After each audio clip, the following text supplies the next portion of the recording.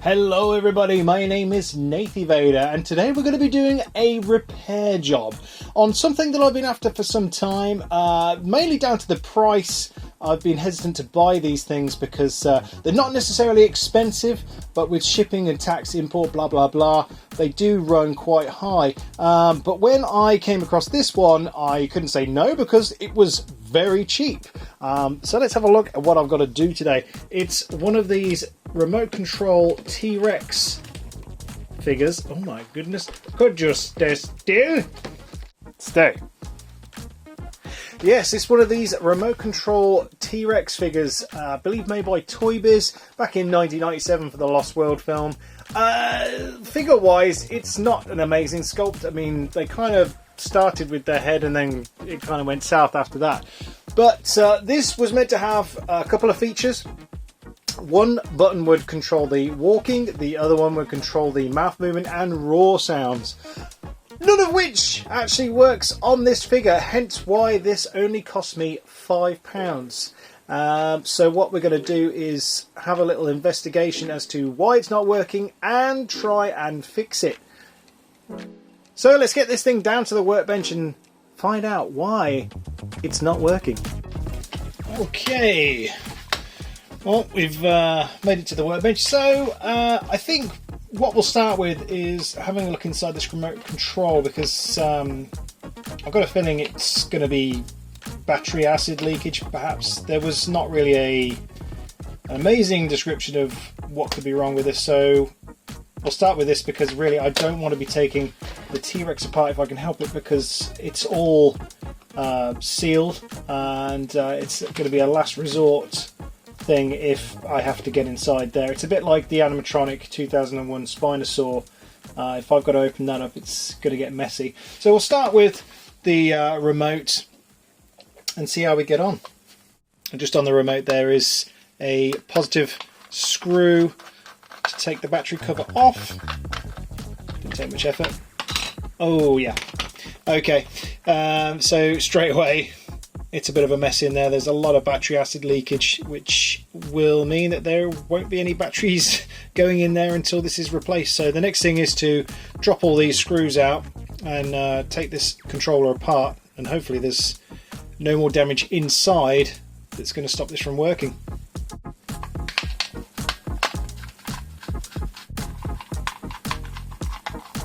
Okay, so once all the screws are out, this should pull apart. I have separated this sticker here just so it can be opened. And okay, there isn't a lot going on inside. So you've got the switch back there. It's fairly clean. It's a bit grubby, I guess, but it's not too bad.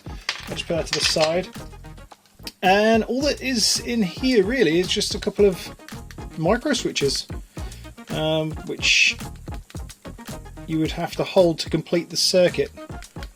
But that's about it. There's not really any damage that I can see from the battery acid, but unfortunately it does mean because these terminals are corroded, I will have to replace them. And thanks to Amazon, I can hopefully use these battery terminals. You can get all different types. These are for AA's, so hopefully I'll be able to get one out in a minute and compare this clean fresh one to a utterly disgustingly corroded version. But there's also the spring variety too.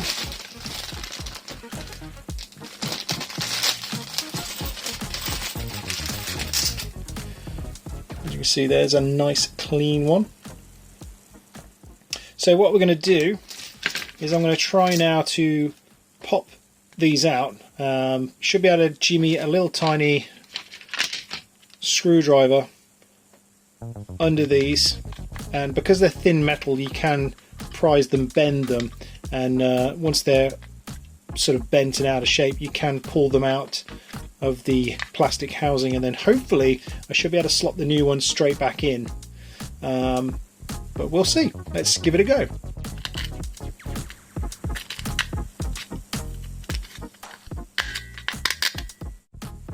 see there now, the old terminal has been removed. It was a bit of a pig to come out.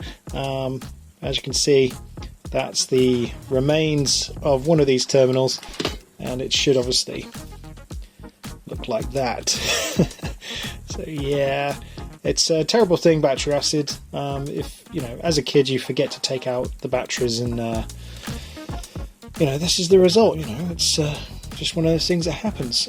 Just an important note as well: if there is any remains of battery acid inside these things that you're attempting to repair, make sure that you clean out any sort of remains of the battery acid, because you really don't want to be touching it with your hands. And if you do manage to touch it, please go and wash your hands very quickly, just to minimize any damage that might happen to your skin. Anyway, with that said, I'm going to remove the remaining offending ones, and then we'll clean up the plastic and see if we can get the new ones fitted inside. Now the only one left I've got to do is the positive terminal, and the only thing I've got to do with that is I have to heat up this solder here on the back to get it to come off the tab.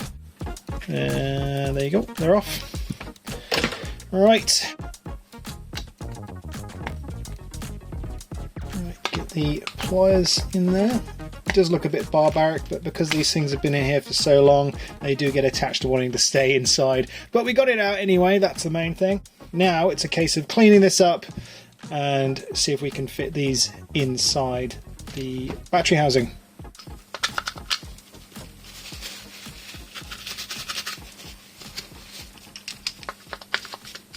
Alright, well that's cleaned up a lot better than it was.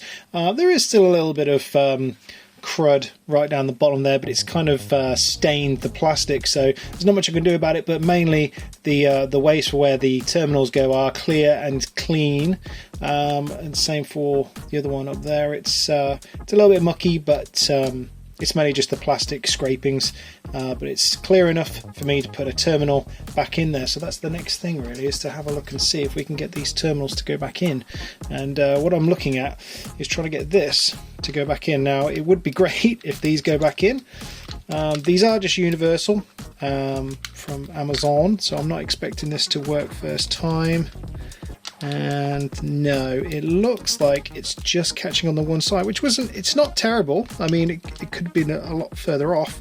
It just means I've got to take a little bit off. So what I'm going to do is use one of these nippers and see if I can just nip a tiny bit off one side. See if that'll work. This is quite thin material.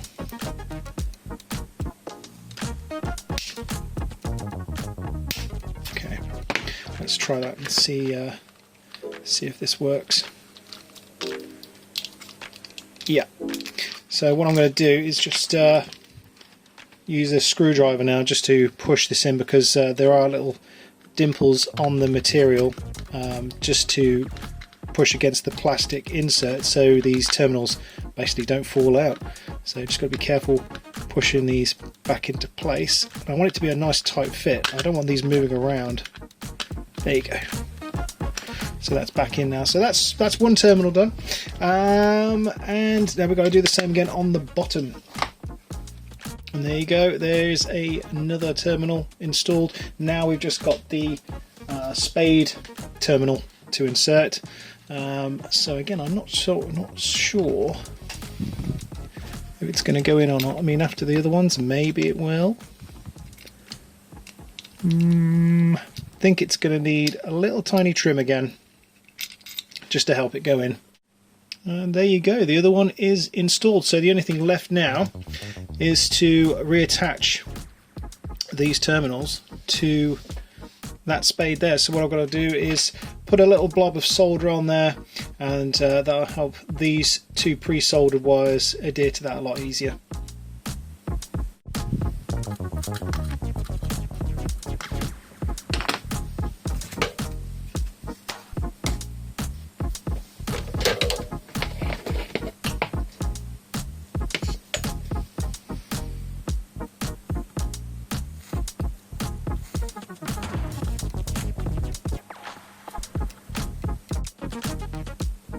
There you go.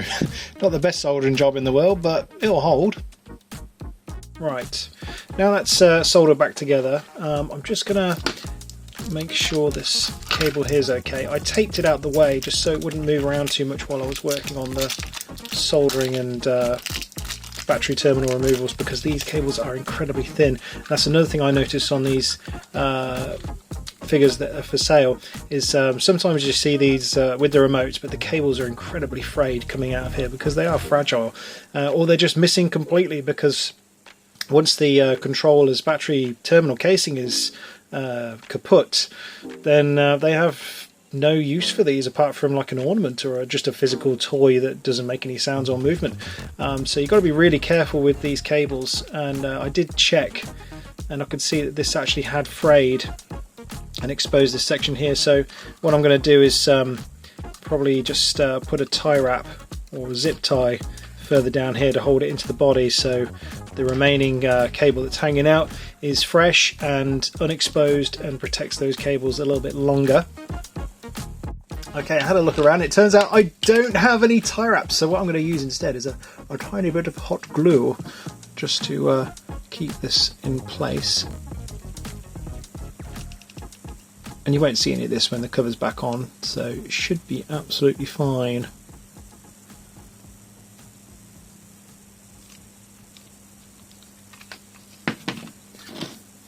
And if I ever want to take it off, I can just heat the glue up, just making sure there's nothing on the back that's going to interfere with that. Nope, absolutely fine. So I'm just going to let that dry for a second. Right, that glue's had some time to go off. It's nice and hard and that isn't going anywhere, so it's just a case of putting this back together. So should be just, yeah, put those back in. These have little locating tabs. And another one goes in here. This is probably the fiddliest bit. And marry these two up.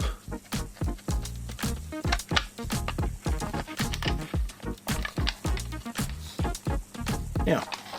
Right, I'll pop the screws back in there and then we'll throw some batteries in.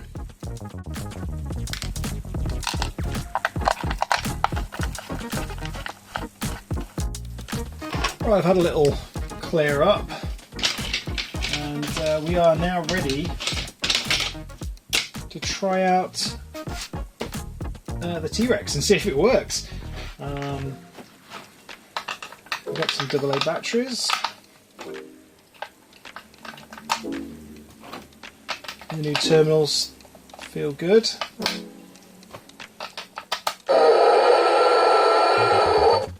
Oh! That's so cool! I didn't know it made a noise when you put the batteries in, because there isn't an on-off switch, so I guess it's always on. Okay, let's just put the cover back in. Screw that back up. Oh, I'm so excited! Oh, I mean, I knew it was going to work. Okay, so I'm not sure which button does which. I didn't have the instructions or a box. Let's just try one. Oh! It moves! Oh, okay. Oh! Okay, so certainly not stable. Yeah, it's a bit... It's not great on this table. No way. Okay. Right, maybe it needs to be like that? No. Let's try that.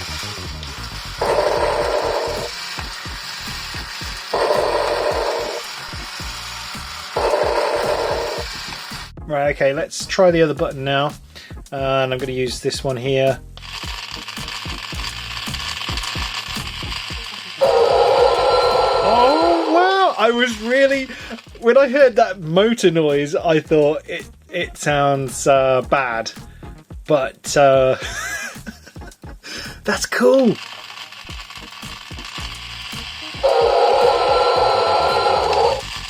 Nice! I mean, it sounds awful. The motor sounds like it's killing itself, but it's doing it still. What happens if you do both at the same time?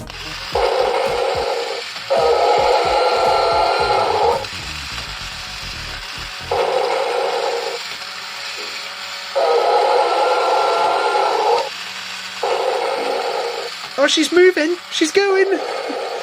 Be free! Be free! No, don't attack the fence! Oh.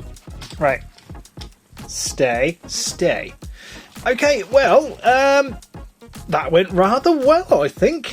Just for the sake of, you know, stripping out the battery terminals and replacing them with these, I mean, you know, we came a long way from from that. And, you know, usually this is the problem. Battery terminals just get destroyed and people can't be bothered, generally, to repair them. But I am one of those people that can be bothered because I believe that these things can be fixed. And I'm really happy. I mean, I did not know what to expect, especially when you look at the state of it. You would think after it stopped working, it would just be used as a static toy, and you don't know if this thing was chucked outside in the rain. Like I say, there's no way of getting inside this without cutting that section open, which I really didn't want to have to do. And it does sound like there's a lot of electronics in here still, like the motors and the speaker system for the roars and the stomping, and these weird little feet things as well. But it works. And it looks kind of cool now, so I'm probably going to end up tidying this up because there is some paint loss, but I think that adds to the charm of it anyway. But mainly it works, you know, that's cool. And these only cost a few pounds as well. I believe this was something like $5.99 for a pack of 10. So that and half an hour's worth of work, and we've got this working T-Rex once again. Fantastic. Anyway, thank you guys for watching. I hope this has been helpful. I post on Instagram and Twitter almost every day, and of course it's always Jurassic related. Thank you guys for watching, and I'll see you in the next video. Yes?